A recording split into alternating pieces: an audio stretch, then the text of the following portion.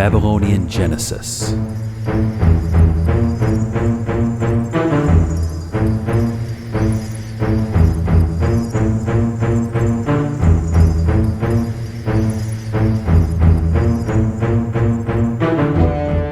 When above the heaven had not yet been named, and below the earth had not yet been called by a name, when Apsu, primeval, their begetter, Mumu, and Tiamat, she who gave birth to them all, still mingled their waters together, and no pasture land had been formed, and not even a reed marsh was to be seen, when none of the other gods had been brought into being, when they had not yet been called by their names, and their destinies had not yet been fixed.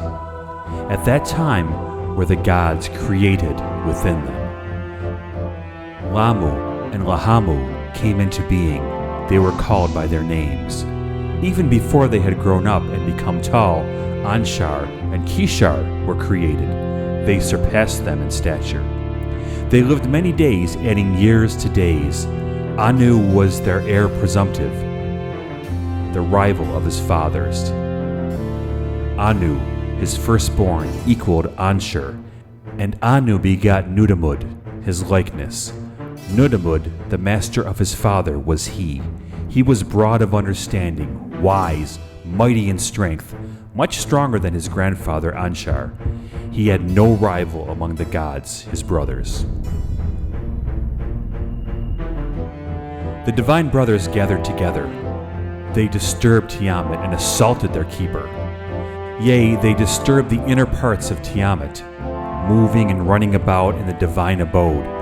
Apsu could not diminish their clamor, and Tiamat was silent in regard to their behavior. Yet, their doing was painful to them. Their way was not good. Then, Apsu, the begetter of the great gods, called Mumu, his vizier, and said to him, Mumu, my vizier, who gladdenest my heart, come, let us go to Tiamat. They went and reposed before Tiamat. They took counsel about the matter concerning the gods, their firstborn. Apsu opened his mouth and said to Tiamat in a loud voice, Their way has become painful to me. By day I cannot rest, by night I cannot sleep. I will destroy them and put an end to their way, that silence be established, and then let us sleep. When Tiamat heard this, she was wroth and cried out to her husband. She cried out and raged furiously, she alone. She pondered the evil in her heart and said, Why should we destroy that which we ourselves have brought forth? Their way is indeed very painful, but let us take it good-naturedly. Mumu spoke up and counseled Apsu, and unfavorable was the advice of his Mumu.